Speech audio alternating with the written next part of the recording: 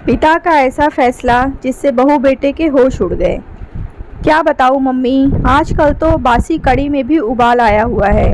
जब से पापा जी रिटायर हुए हैं, दोनों लोग फिल्मी हीरो हीरोइन की तरह दिन भर अपने बगीचे में झूले पर विराजमान रहते हैं। न अपने बालों की सफ़ेदी का लिहाज है, न बेटे का। इस उम्र में दोनों मेरी और नवीन की बराबरी कर रहे हैं। ठीक है माँ, मैं आपसे बाद में बात करती हूँ। शायद सासू माँ आ रही हैं। सासू माँ ने बहू की बातें कमरे के बाहर सुन ली थीं, पर नज़रअंदाज करते हुए खामोशी से चाय सोनम को दे दी। सासू माँ बहू सोनम को चाय देने के पश्चात पतिदेव अशोक जी के लिए चाय ले जाने लगी। ऐसा देखकर बहू सोनम के चेहरे पर व्यंग्यात्मक मुस्कान तैर गई, पर सासू माँ समझदारी दिखाते हुए बहू की इस नाजायज़ हरकत को नज़रअंदाज करते हुए सिर झुकाए वहाँ से निकल गईं। पति के रिटायर होने के बाद कुछ दिन से उनकी यही दिनचर्या हो गई थी। आजकल सासू माँ प्रभा जी अपने पति देव अशोक जी को उनकी इच्छानुसार अच्छे से तैयार होकर अपने घर के सबसे खूबसूरत हिस्से में अपने पति देव के साथ झूलों में बैठकर उनको कंपनी देती थी। प्रभा जी ने सारी उम्र तो उनकी बच्चों के लिए लगा दी थी। कोठीनुमा घर अशोक और प्रभा का जीवन भर का सपना था, जो उन्होंने बड़ी मेहनत से साकार किया था। ऐसे मनमोहक वातावरण में वहाँ पर लगा झूला मन को असीम शांति प्रदान करता। पहले वह और अशोक इस मनमोहक जगह में कम समय के लिए ही बैठ पाते थे। प्रभा अनमनी होती तो अशोक बड़े जिंदादिली शब्दों में कहते, पार्टनर, रिटायरमेंट के बाद दोनों इसी झूले पर साथ बैठेंगे और खाना भी साथ में ही खाएंगे। आपकी हर शिकायत हम दूर कर देंगे। फ़िलहाल हमें बच्चों के लिए जीना है।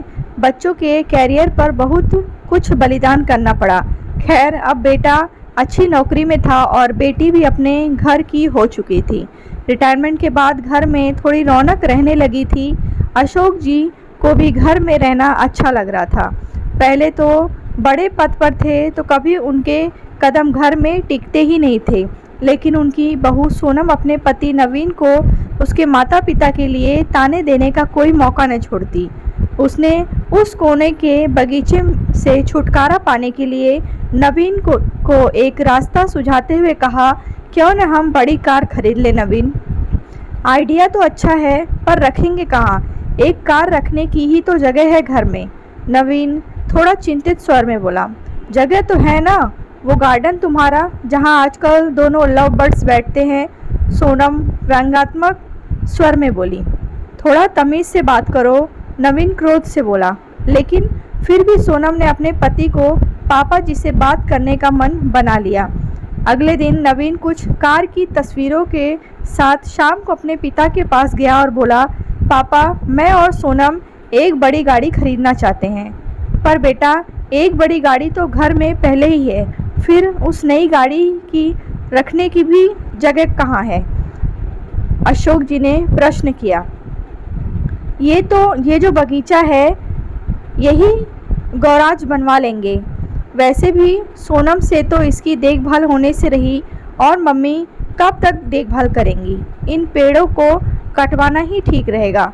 वैसे भी ये सब जड़ें मजबूत कर घर की दीवारें कमज़ोर कर रहे हैं। यह सुनकर प्रभा तो वहीं कुर्सी पर सीना पकड़कर बैठ गई। अशोक जी ने क्रोध को काबू में करते हुए कहा, मुझे तुम्हारी माँ से भी बात करके थोड़ा सोचने का मौका दो। क्या पापा, मम्मी से क्या पूछना? वैसे भी इस जगह का इस्तेमाल भी क्या है? नवीन थोड़ा चिड़चिड़ा कर बोला, आप दोनों दिन भर इस जगह बगैर कुछ सोचे समझे 4 लोगों का लिहाज किए बगैर साथ में बैठे रहते हैं। अब आप दोनों कोई बच्चे तो नहीं हो, लेकिन आप दोनों ने दिन भर झूले पर साथ बैठे रहने का रिवाज बना लिया है, और ये भी नहीं सोचते कि 4 लोग क्या कहेंगे। इस उम्र में मम्मी के साथ बैठने की बजाय आप अपनी उम्र के लोगों में उठा बैठी करेंगे तो ज़्यादा अच्छा लगेगा ना ये सब। और वह दंदनाते हुए अंदर चला गया। अंदर सोनम की बड़बड़ाहट भी जारी थी। अशोक जी कड़वी सच्चाई का एहसास कर रहे थे, पर आज की बात से तो उनके साथ प्रभा जी भी सन्न रह गईं। अपने बेटे के मुंह से ऐसी बातें सुनकर दोनों को दिल भर आया और टूट भी चुका था। रिटायरमेंट को अभी कुछ ही समय हुआ जो थोड़ा सुकून से गुजरा था। पहले की ज़िंदगी तो भागम भाग में ही निकल गई थी, बच्चों के लिए सुख साधन जुटाने में। अशोक जी आज पूरी रात उहापोट में लगे रहे, कुछ सोचते रहें, कुछ समझते रहें और कुछ योजना बनाते रहें। लेकिन सुबह जब वे उठे तब बड़े शांत और प्रसन्न थे। वे रसोई में गए और खुद चाय बनाई। कमरे में आकर पहला कप प्रभा को उठाकर पकड़ाया और दूसरा खुद पीने लगे। आपने क्या सोचा? प्रभा ने रुआंसे लहजे में पूछा। मैं सब ठीक कर दूंगा, बस तुम धीरज रखो, अशोक बोले। पर हद से ज़्यादा निराश प्रभा उस दिन पौधे में पानी देने भी न निकली और न ही किसी से कोई बात की। दिन भर सब सामान्य रहा, लेकिन शाम को अपने घर के बाहर टू लेट का बोर्ड टंगा देख नवीन ने भौचक्के स्वर में अशोक से प्रश्न किया।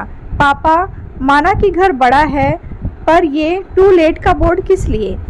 अगले महीने मेरे स्टाफ के मिस्टर गुप्ता रिटायर हो रहे हैं, तो वो इसी घर में रहेंगे, उन्होंने शांतिपूर्ण तरीके से उत्तर दिया।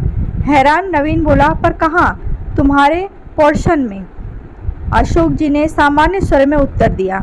नवीन का स्वर अब हकलाने लगा था। और हम लोग तुम्हें इस लायक बना दिया है कि 2-3 महीने में कोई फ्लैट ले लेना या कंपनी के फ्लैट में रह लेना अपनी उम्र के लोगों के साथ। अशोक एक एक शब्द चबाते हुए बोल रहे थे। हम दोनों भी अपनी उम्र के लोगों में उठेंगे बैठेंगे। तुम्हारी माँ की सारी उम्र सबका लिहाज करने में निकल गई, कभी बुजुर्ग तो कभी बच्चे। अब लिहाज की सीख तुम सबसे लेना बाकी रह गया था।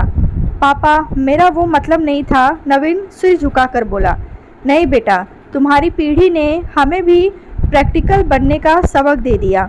जब हम तुम दोनों को साथ देखकर खुश हो सकते हो तो तुम लोगों को हम लोगों से दिक्कत क्यों है? इस मकान को घर तुम्हारी माँ ने बनाया, ये पेड़ और इनके फूल तुम्हारे लिए मांगी गई न जाने कितनी मनौतियाँ के साक्षी हैं। तो यह अनोखा कोना छीनने का अधिकार मैं किसी को भी नहीं दूंगा। पापा, आप तो सीरियस हो गए। नवीन के स्वर अब नम्र हो गए थे। ना बेटा, तुम्हारी माँ ने जाने कितने कष्ट सहकर, कितने त्याग करके मेरा साथ दिया। आज इसी के सहयोग से मेरे सिर पर कोई कर्ज नहीं है। इसीलिए सिर्फ ये कोना ही नहीं, पूरा घर तुम्हारी माँ का ऋणी है। घर तुम दोनों से पहले उसका है, क्योंकि जीभ पहले आती है न कि दांत। जब मंदिर में ईश्वर जोड़े में अच्छा लगता है तो माँ बाप साथ में बुरे क्यों लगते हैं? ज़िंदगी हमें भी तो एक ही बार मिली है, इसीलिए हम इसे अपने हिसाब से एंजॉय करना चाहते हैं। कहानी आपको कैसी लगी है कमेंट बॉक्स में बताएं। कहानी अच्छी लगी हो तो लाइक करें, शेयर करें।